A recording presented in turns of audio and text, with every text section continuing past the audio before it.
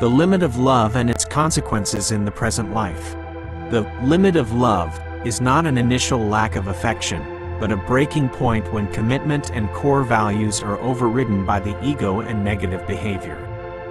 Unresolved conflicts will accumulate and lead to collapse. The invisible pain. This section focuses on the psychological and social damage suffered by adults. Betrayal, infidelity, deceit, or violence destroys faith in the spouse and in one's own ability to build happiness. Manifestations, feelings of hopelessness, powerlessness, and suspicion towards all future relationships. A strained atmosphere of constant arguments or prolonged cold wars keeps the body in a state of alarm, chronic stress. This leads to psychological illnesses such as depression, anxiety disorders, and physical health problems, cardiovascular, digestive. It occurs especially in cases of domestic violence or experiencing traumatic events. The indelible crack. Unlike physical wounds, soul wounds from collapse and betrayal often last a very long time.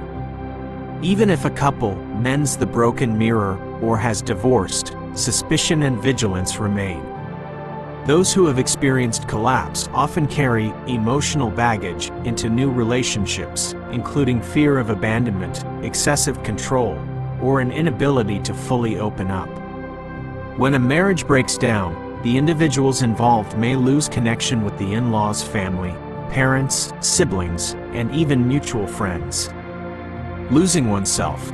Many focus too much on holding on to or enduring a failing marriage that they lose their personal interests, goals, and self-respect, leading to a sense of disorientation after divorce. The burden of conflict's legacy. Parental conflict is a poison that deeply penetrates the child's soul, affecting their psychological structure. Children often tend to blame themselves for the parental breakdown. Mom and dad are fighting because I was bad. Fear and insecurity. Living in a conflicted environment keeps children in a state of fear.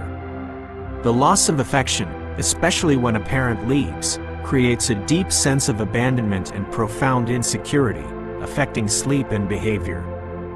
Family stress diminishes the ability to concentrate, leading to poor academic performance and difficulties establishing friendships.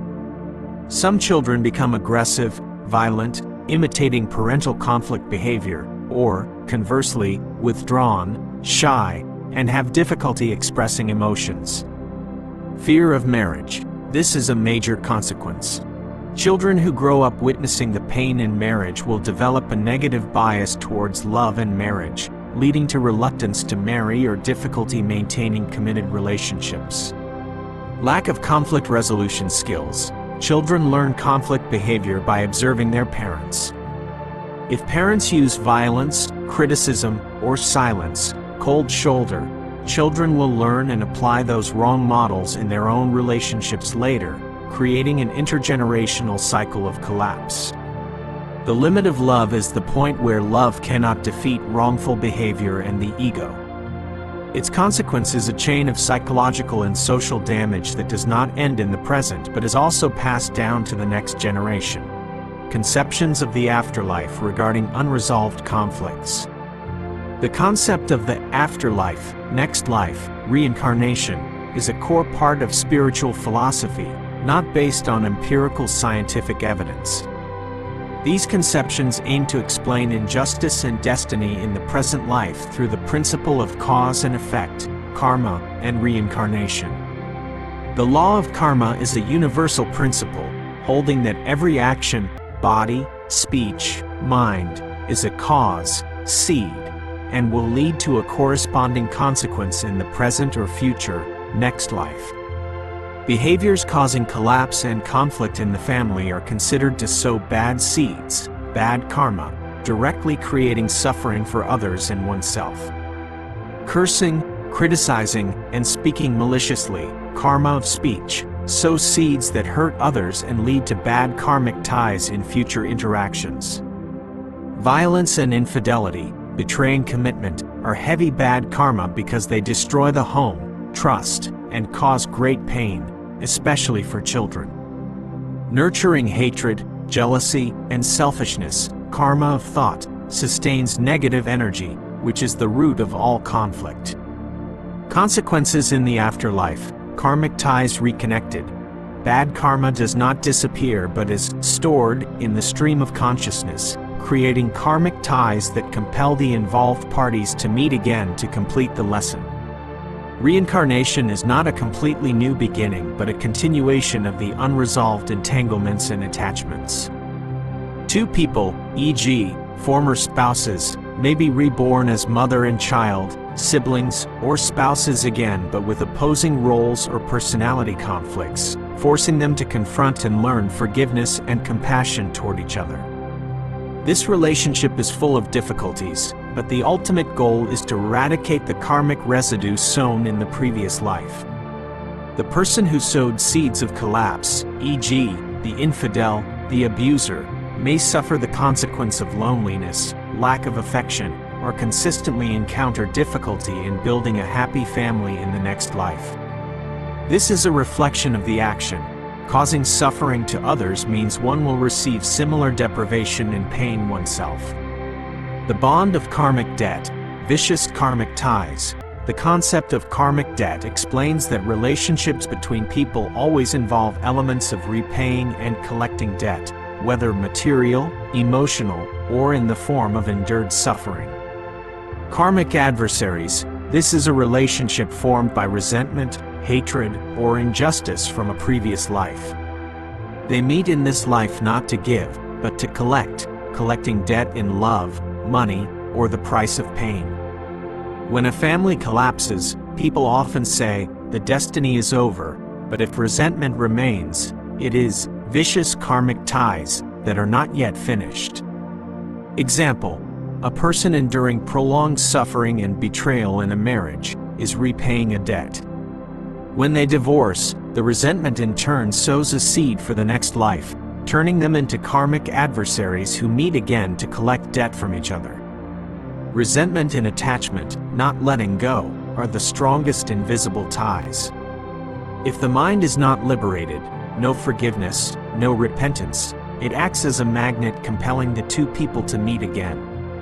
According to this view, the cycle of reincarnation in a relationship only ends when karma is exhausted.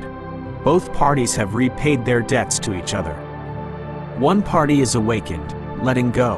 One person proactively uses compassion to forgive and ceases attachment, thereby cutting the binding karmic thread. Therefore, from a spiritual perspective, the best way to avoid carrying family conflicts into the afterlife is to learn forgiveness, let go of resentment, and master one's actions, create good karma in the present. What must be done to heal and resolve conflict?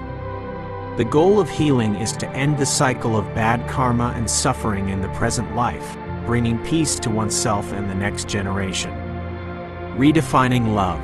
This is the most fundamental step in ending unrealistic expectations, which are often the source of much disappointment and conflict. Love is not an automatically sustained emotional state, but a deliberate action requiring continuous investment.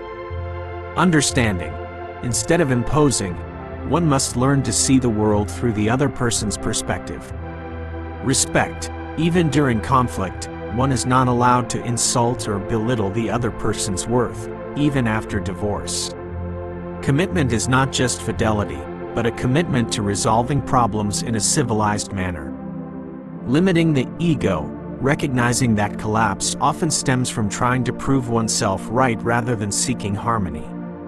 Instead of avoiding or using negative defense mechanisms, one must apply positive skills to break the stalemate. Focus on listening to understand, not listening to refute. Use "I feel" when you do statements instead of "you always." This helps express feelings without assigning blame. Absolutely avoid cold violence, cold war, ignoring, and psychological manipulation, as they are the biggest barriers to true resolution. The key to cutting karmic ties. This is the most profound spiritual action, helping to free oneself from the bondage of resentment. Forgiving others, letting go of resentment. Forgiveness does not mean accepting wrongdoing, but rather freeing oneself from the burden of negative emotions, anger, hatred. From a spiritual perspective, when you let go of hatred, you stop sowing bad karmic seeds and cut the vicious karmic thread that compels you to meet that person in the next life to repay a debt. Forgiving oneself, repentance, take responsibility for personal mistakes without self-torment. Repentance is an act of purifying the mind, helping to transform karmic power. Healing personal wounds, recognizing that despite the collapse, you still deserve happiness and love. Instead of nurturing resentment, shift focus to peace and self-development. This is the way to create good karma for the future. Even if the marital relationship ends, the responsibility of parenting is eternal. The child's peace must be the top priority. Absolutely do not speak ill of the other parent to the child, do not force the child to take sides, and do not use the child as a tool for revenge or a messenger. Even if divorced, parents need to learn to respect each other in their parenting roles. This helps children maintain a healthy relationship with both father and mother, creating a sense of stability and security. Encourage the child to share their feelings, seek psychological counseling for the child so they can release trauma and learn healthy emotional coping skills. Healing family conflicts is a long process, requiring courage and patience, but it is the only path to achieve peace in the present and, according to spiritual belief, liberation from karmic constraints in the afterlife. Subscribe to support me and motivate me to make more quality videos.